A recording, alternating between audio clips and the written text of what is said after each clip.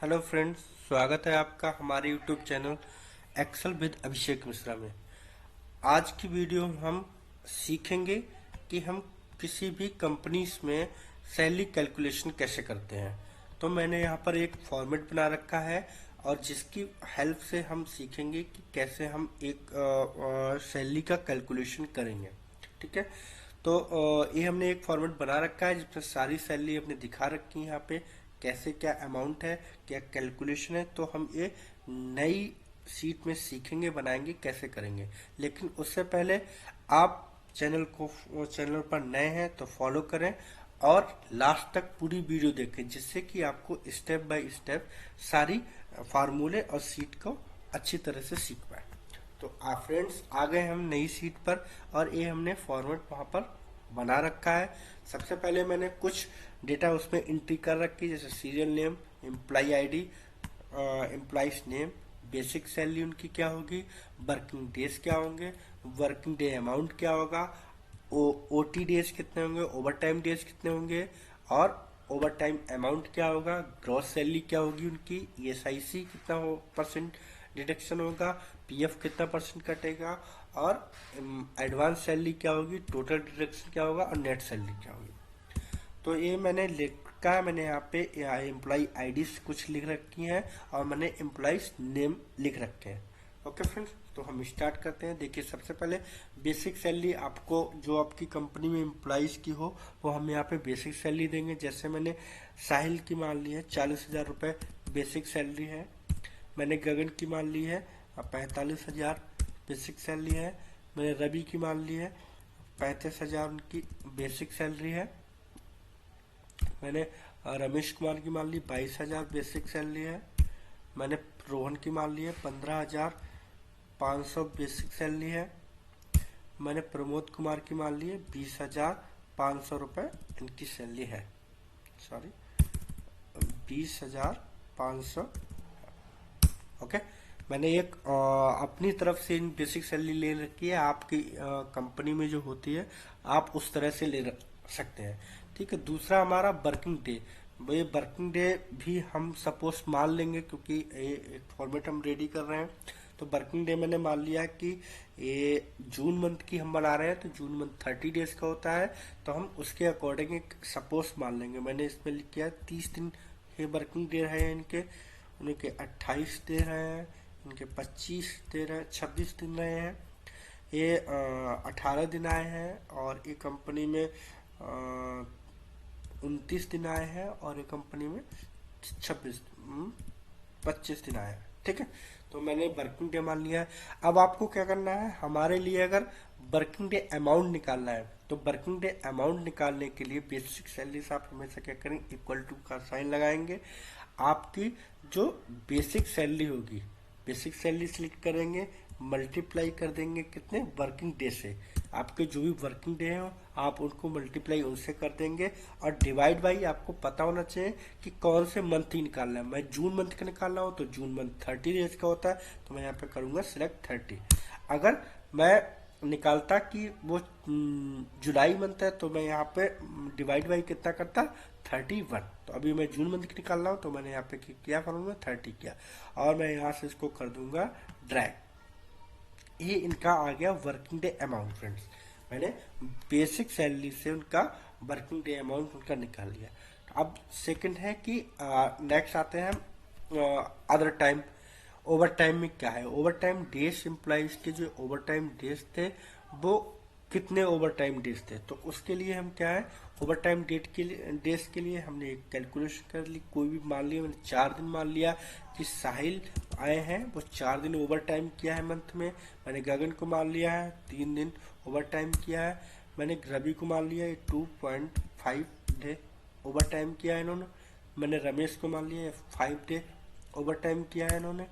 मैंने रोहन कुमार को मान लिया है ये 6 डे ओवर टाइम किया है। मैंने प्रमोद को मान लिया है 1 दिन ओवर टाइम किया है। मैंने इस तरह से उनका ओवर टाइम डे लिख लिया। ठीक है। Over time day. अब ओवर टाइम अमाउंट निकालने के लिए हम बेसिक फॉर्मूला लगाएंगे, इक्वल का साइन लगाएंगे और मल्टीप्लाई करेंगे बेसिक सैलरी से। बेसिक सैलरी सिलेक्ट करेंगे, मल्टीप्लाई कर देंगे किससे, ओवर टाइम डे से। ओवर टाइम डे कितना था, और डिवाइड करेंगे कितना, क्योंकि जून मंथ निकाल रहे हैं तो 30, और एंटर करेंगे। देखिए इस तरह से उनका जो अमाउंट था कितना आया, 5333.33। ठीक है, ये अमाउंट आया ओवर टाइम इनका 4 दिनों को। इनको हम सिलेक्ट करेंगे और कंट्रोल डी कर देंगे। ठीक है, ये आपका नीचे आ जाएगा। ऐसे ही अब मुझे ग्रॉस सैलरी निकालनी है, कि अभी मैंने निकाल लिया इनका बेसिक सैलरी हमें पहले से मिली हुई थी, उनका हमने निकाला है क्या, वर्किंग डे अमाउंट की बेसिक सैलरी से उनका अमाउंट कितने दिन का हुआ वर्किंग डे के अकॉर्डिंग। अब मैंने ओवर टाइम डे के अकॉर्डिंग उनका ओवर टाइम अमाउंट निकाल लिया। अब मुझे देखना है कि उनकी ग्रॉस सैलरी क्या हुई है। तो ग्रॉस सैलरी निकालने के लिए फ्रेंड्स हम क्या करते हैं, सीधा मल्टीप्लाई कर देंगे इसको सम को जोड़ देंगे, first value over time amount को और किसको, वर्किंग डे अमाउंट को। तो हम क्या करते हैं, ये friends equal to sum functions का यूज करेंगे। देखिए टैब बटन करेंगे, नंबर 1 पूछा, नंबर 1 क्या है हमारा, वर्किंग डे अमाउंट। मैंने इसको क्लिक किया और कॉमा, और पूछा नंबर 2 क्या है हमारा, ओवर टाइम अमाउंट, क्लिक और एंटर। देखिए फ्रेंड्स ये हमारा आ गया टोटल ग्रॉस सैलरी। जैसे कंपनी में ग्रॉस सैलरी होता है, तो अब हमने इनको ड्रैग कर दिया, और ये अब हमारी एम्प्लॉइज की आ गई कि ये जो सारे एम्प्लॉय हैं, इन सारे सभी एम्प्लॉइज की जो ग्रॉस सैलरी है वो यहाँ पर ग्रॉस सैलरी हमारे पास शो हो गई। ठीक है फ्रेंड्स, अब नेक्स्ट डालते हैं कि हम जो ESIC है उनका ESIC कितना कटा है। तो ESI हम फार्मूला सिंपल लगाएंगे, इक्वल टू, और ESI को निकालने के लिए हमेशा हम वर्किंग डे अमाउंट से ही निकालते हैं, बेसिक सैलरी से नहीं। वर्किंग डे अमाउंट, जितना वर्किंग डे अमाउंट होता है उसी के आधार पर जो भी डिडक्शन होते हैं एम्प्लॉय के, वो डिडक्शन कटते हैं। ठीक है फ्रेंड, तो मैंने कर लिया इसको, और मैंने सिलेक्ट किया वर्किंग डे अमाउंट, साहिल दयानी का वर्किंग डे अमाउंट ये है, मैंने इसको सिलेक्ट किया और मैंने मल्टीप्लाई किया,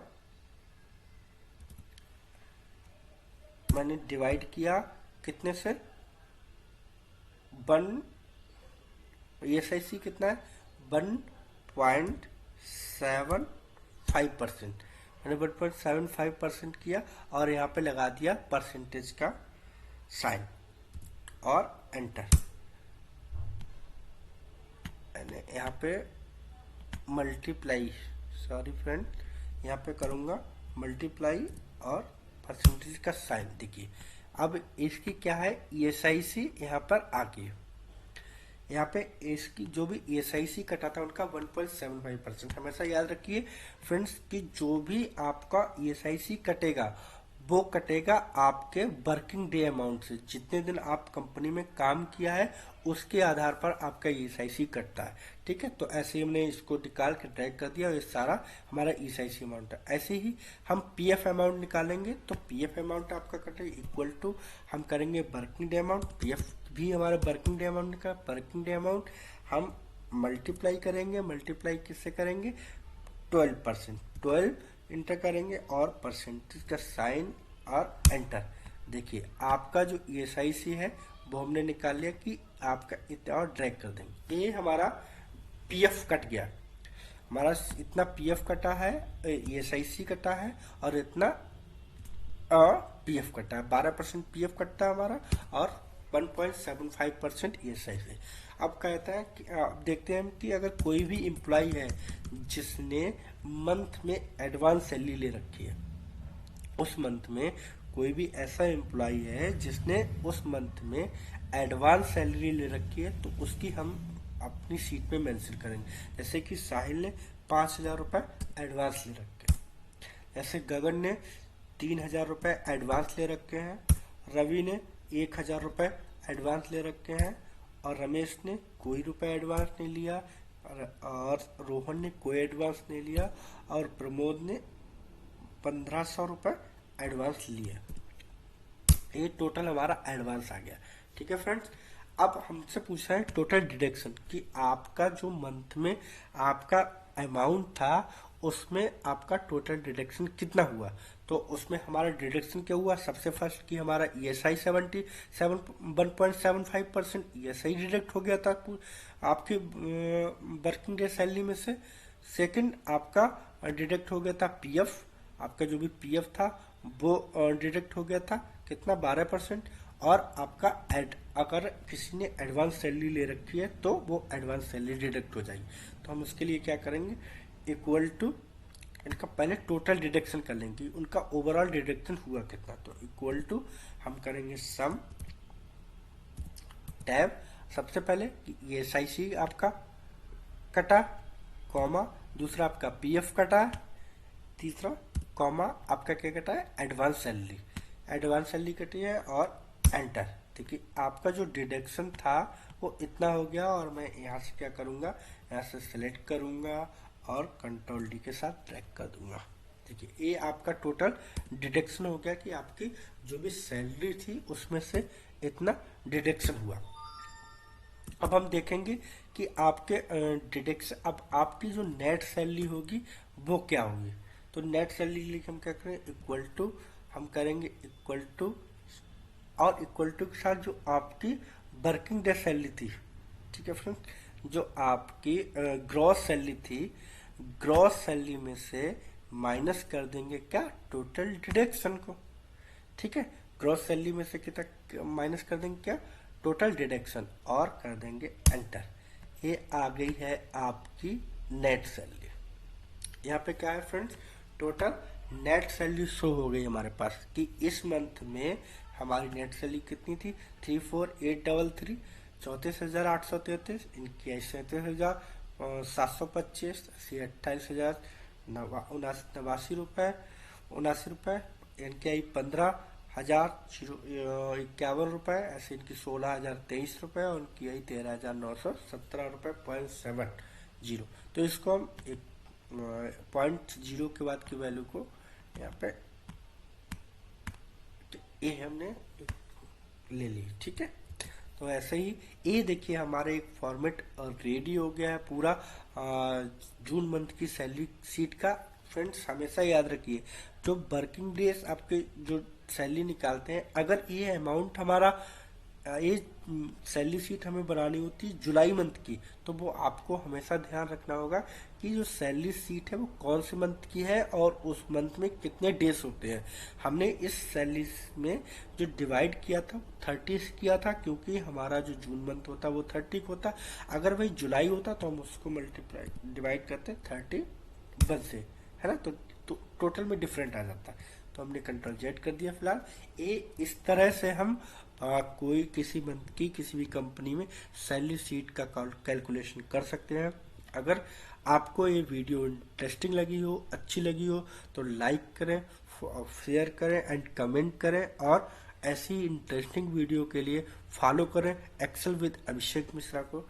थैंक यू, धन्यवाद।